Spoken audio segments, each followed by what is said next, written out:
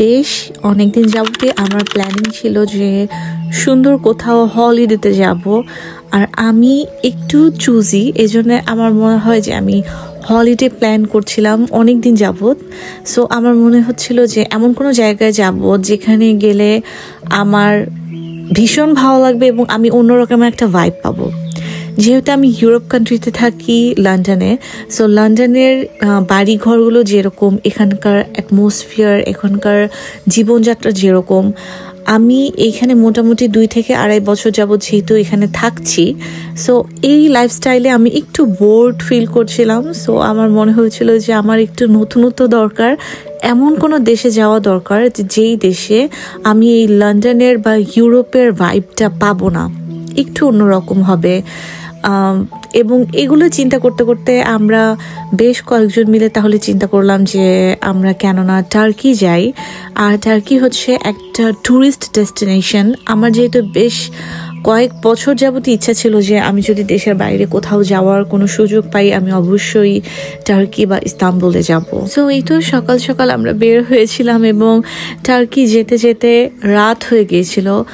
টার্কির view এত সুন্দর, কারণ আমি যখন রাতের বেলা ঢাকায় ল্যান্ড করি, ঢাকার লাইটসগুলো অনেক ছোট ছোট ছোট ছোট খুঁটি খুঁটি থাকে, ওইগুলো দেখতে ভালো লাগে। কিন্তু এই টার্কির দেখে মনে হচ্ছিল যে মানে রাতের আকাশে কেউ পার্লস বা মুক্তা বা জুয়েলারি ছড়িয়ে দিয়েছে। ওদের লাইটিংগুলো খুবই ডিফারেন্ট। আপনারা যদি কেউ কখনো রাতের বেলা টার্কিতে ল্যান্ড করেন অথবা ওখান থেকে যদি প্লেনে করে উঠে আসেন, তাহলে আপনি কখনো রাতের আকাশে সেই ইস্তাম্বুল শহরটা একটু দেখবেন, অসাধারণ। এই তো বেসিক্যালি আমরা চলে এসেছি। এটা হচ্ছে ইস্তাম্বুলের এয়ারপোর্ট, টার্কি যে এয়ারপোর্ট আর কি।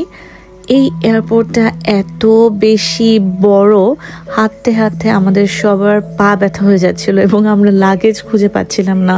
মানে এক জায়গা থেকে আরেক জায়গায়, আপনি এয়ারপোর্টে ল্যান্ড করার পরে সেখান থেকে আপনাকে বাইরে বের হতে অলমোস্ট 20 to 30 মিনিটস হাঁটা লাগবে। শুধু ইমিগ্রেশন কমপ্লিট করার পরেও শুধু হাঁটা লাগবে, আর কিছুই না।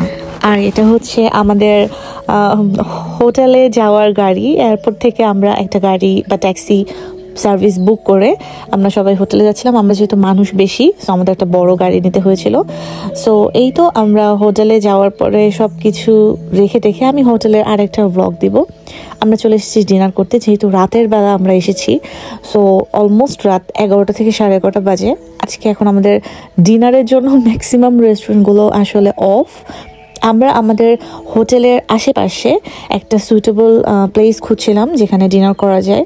আর সবার আগে আমাদের মাথায় ছিল টার্কিশ রেস্টুরেন্টে, যেহেতু কাবাব প্লেটার অনেক ফেমাস, সো আমরা ওরকম একটা অথেন্টিক টার্কিশ কাবাব রেস্টুরেন্টে গিয়েছিলাম খাওয়া দাওয়া করার জন্য। আর এই তো আমি পুরো রেস্টুরেন্টের একটা স্নিক পিক নেওয়া ট্রাই করেছি।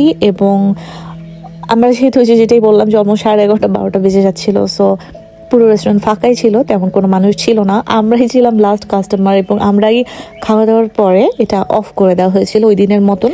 আর এই তো এরাম ভাইয়া আপুর ওনারা সবাই হচ্ছে ওয়েট করছে, আমরা সবাই ওয়েট করছিলাম কখন আমাদের খাবার আসবে। অ্যান্ড গেস হোয়াট, আমি এত বেশি হাংরি ছিলাম যে আমরা মেইন প্লেটার বা মেইন খাবারটার আমি কোনো মানে পিকচার বা ভিডিওই নেইনি। একটু বাকলাভা এবং টি ওদের কমপ্লিমেন্টারি ছিল। এরপরে এই তো খাওয়া দাওয়া শেষ করে আমরা চলে যাচ্ছি আমাদের হোটেলের দিকে। যদি আমরা হোটেলে গিয়ে আমাদের ব্যাকপ্যাকগুলো রেখে এসেছি, আর ওই যে দূরে আমার হাজব্যান্ড পানি টানতে টানতে নিয়ে যাচ্ছে, কারণ যেহেতু আমরা মোটামুটি 7 দিনের একটা ট্যুরে এসেছি, 7 ডেজ থাকার জন্য 5 লিটার করে পানি নিয়ে যাচ্ছিলাম। সো এই তো আজকের মতো এখানেই শেষ করছি ব্লগ। আমি আমার এই ট্যুরের আপডেট রেগুলার জানাবো। থ্যাংক ইউ সো মাচ এতক্ষণ ধৈর্য নিয়ে শোনার জন্য। See you, bye by.